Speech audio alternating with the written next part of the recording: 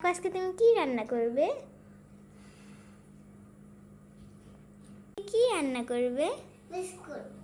আর কি রান্না করবে? আর কিছু আর কিছু না। এভরিওয়ান, আসসালামু আলাইকুম। তো আজকে একটা চাইনিজ আইটেম রান্না করব, আপনাদের সাথে শেয়ার করব। Let's go. তো তাকো আমাদের সাথে আজকে রান্না করবে। তাকো হাই বলে দাও, হাই হাই। তাকো রান্না করবে না তাকো? আচ্ছা ঠিক আছে।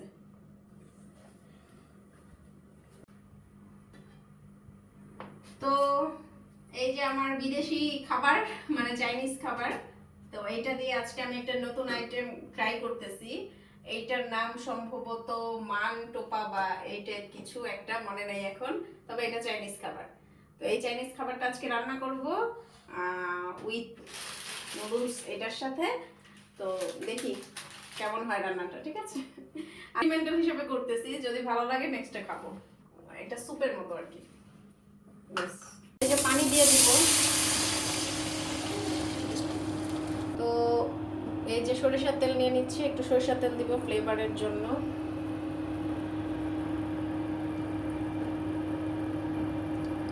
তো এই যে এটা দেওয়া হয়েছে, এখানে দেওয়া হয়েছে বিভিন্ন আইটেমের মশলা, যেমন গরম মশলা, তারপরে হচ্ছে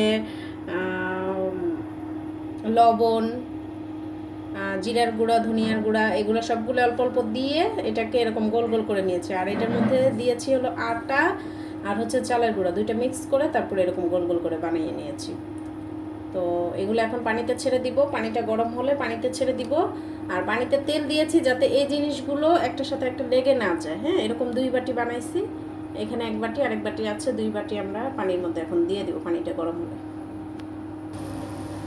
তো এই যে পানি ফুটে গেছে, তো এখন এরকম করে করে সবগুলো দিয়ে দিব।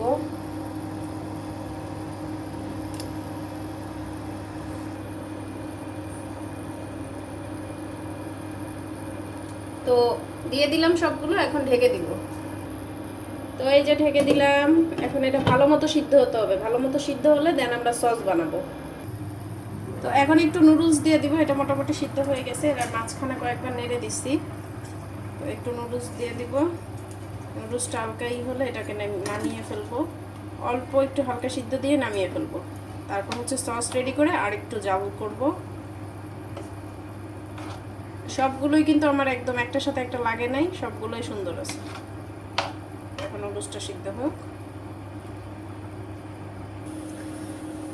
তো এখানে দিয়ে দিছি রসুন কুচি আর হচ্ছে একটু সরিষার তেল।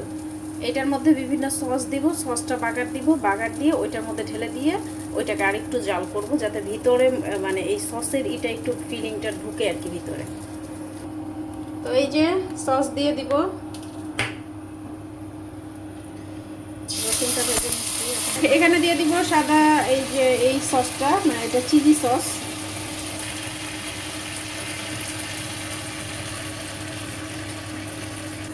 এক্ষেত্রে কিন্তু লো হিটে একদম এটাকে জাল করতে হবে। হ্যাঁ, একদম লো হিটে, হয়তো কিন্তু এটা লেগে যাবে। এখানে একটু বেশি পরিমাণে লবণ দিব, কারণ যেহেতু ওই পানিটায় লবণ নাই, এটার মধ্যে একটু লবণ দিয়ে দিব। এখানে সয়া সস দিলে বেশি ভালো। তো সয়া সসটা এখন আপাতত নাই, শেষ হয়ে গেছে আমার সয়া সসটা। তো এখন এই জন্য লবণ ইউজ করলাম। এটার মূল কিন্তু মজাটা হচ্ছে সয়া সসে। তো আপনারা অবশ্যই চেষ্টা করবেন সয়া সসটা ব্যবহার করার জন্য।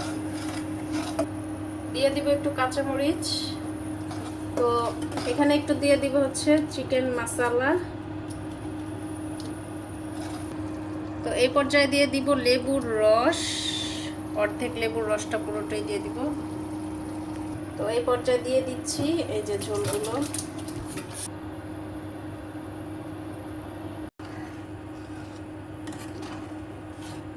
তো এই যে এখন সসের সাথে এটাকে ভালো করে মিক্সড করে নিব, এবং এটা এখন একটু বলক আসলে এটার মধ্যে ডিম দিয়ে দিব। তো এই পর্যায়ে দিয়ে দিব ডিম। এই পর্যায়ে দিয়ে দিব লেবু পাতা। তো এই যে আমাদের রেসিপি, দেখতে কিন্তু কিউট হয়েছে অনেক, মানে একদম লোভনীয় হয়েছে। তো এখন খেতে কেমন সেটাই আসলে ট্রাই করে বলবো আপনাদেরকে যে আসলে এটা খেতে কেমন। অবশ্যই ভালো হবে, কারণ চাইনিজের সয়া সসটা দিলে আরও বেশি মজা হইতো, মানে পারফেক্ট স্বাদটা পাওয়া যেত। আর এইগুলা লাইক হচ্ছে মোমোর মতো, এই জিনিসগুলো এই মোমোর মতো লাগবে আর কি, যেহেতু ওই মোমোর টাইপেরই করে বানানো হয়েছে, মানে ভিতরে কিছু দেওয়া হয় না, ভিতরে কোনো ফিলিংস দেওয়া হয় নাই, বাট মোমোর মতোই লাগবে আমার মনে হচ্ছে আর কি। তো খাওয়ার পরে আর কি মানে রিভিউ দিতে পারবো।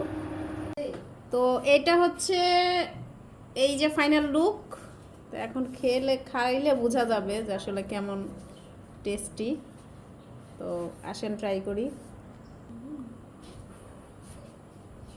তো এই যে হচ্ছে ফাইনাল লুক। আমি এক পিস খেয়েছিলাম রান্নার শেষের দিকে, তো ভালোই লাগছে, খারাপ লাগে নাই। তো আপনারা বাসায় ট্রাই করবেন, সয়া সসটা হইলে আরও বেশি ভালো লাগতো।